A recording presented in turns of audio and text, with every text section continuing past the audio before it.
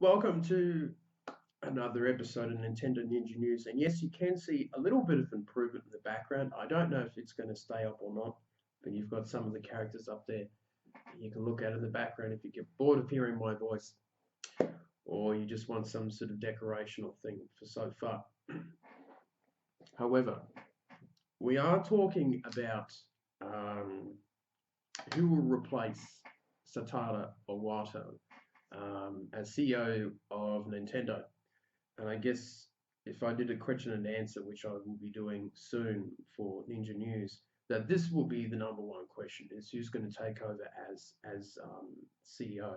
Now, I say it's pretty much down to the two candidates who are also the two interim directors who are looking after Nintendo for the time being. That is Miyamoto, who we all know, Shingy, the creator of Mario, Zelda, Metroid, and all the other. He is the godfather of video gaming.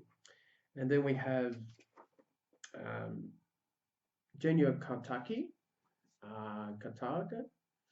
I'm hoping I've got his name right. And he is someone who's behind the scenes who has basically helped organize and runs the hardware division. Um, he helped design the Wii hardware, and he has plenty of hardware knowledge. He seems to be very much the prime candidate to take over Nintendo to run the company. Now, some of the things are now this is where I'm a little bit worried about with those two prime candidates, and I will talk of a third one just now, and that is Satoru uh, Shinkata uh, Qatar, and he is the Nintendo's president of Europe, and he's known to be a bit of a shy guy, and he's aged 52. Now, age shouldn't have to do with anything when it comes to work and careers. However, the two other main candidates, Miyamoto is 63, 64, and Kataka is 66. Now, the replacements for Iwata, who passed away at 55, 56, these candidates are at least 10 years older and they are pushing towards retirement age. Now, they're probably already at retirement age. Here in Australia, it's been pushed up to 70. So, even if they do get the president's role or the CEO's role, um, they may only do it for 5 to 10 years, which doesn't sound too long, especially the 5 year part. Now, Miyamoto, I don't think will do it. I think if he pushed hard for it, he might he might get it for the last few years because of who he is. Everyone knows him. He's very famous. His work speaks for himself. However, now, however, because of his age and for the last number of years, he's been stepping down from very active roles and has been playing more of a mentor. He's been saying over the years that I'm working towards retirement. I'm putting the different franchises in other people's hands. I'm teaching the next generation for the day will come when I will retire. And he's been saying this for quite a long time now. So I can't see him going into a role that is even more busier than what he's doing. So I don't think he'll do it.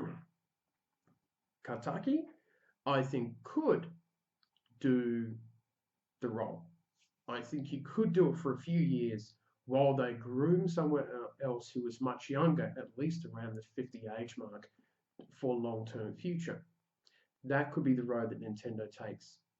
Someone who steadies the ship. They need someone who's experienced to go through the next generation of Nintendo NX, home console, and handheld console, etc.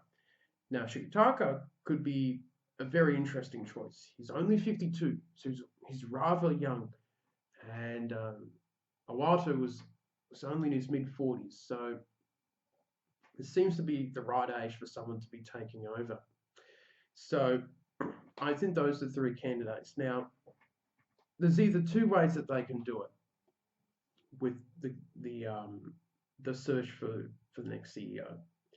Now, they can take someone older and have him around for about 5 to 7 years, then he retires and they've have someone that they've groomed to go into position, or they pick someone really outside of the core Nintendo group and find someone who's much younger, someone who's fresh with ideas and things like that, um, a buzz of new energy, much like our third candidate, and that could be the solution that's there.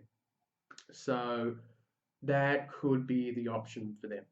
Now, what are my thoughts? I think that they're going to go with Kotaku, and he will be there for about 6, 7 years, get through the beginning of this next generation for the NX, um, move away from the 3DS and the Wii U, and groom someone else who's in that role. Now, someone else could have been part of a succession plan, depending on how much Nintendo knew about Iwata's illness and if they knew that he was terminal or not.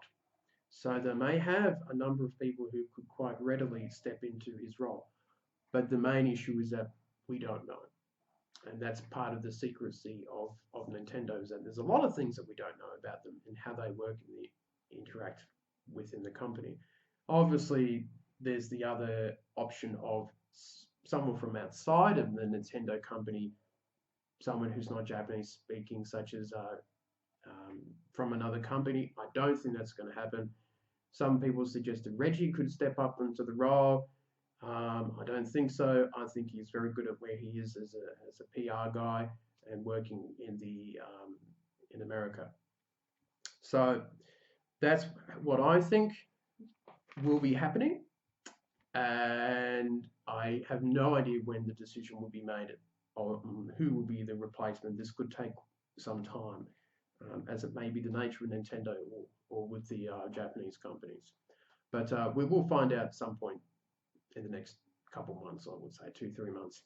But it's going to be very interesting to see if this new president does take Nintendo in a different direction, or they keep on the course of what Iwata was trying to do with the mobile phone games and the NX when that gets announced and talked about next year. So we'll see what will happen. And that's it for me, and I shall see you soon.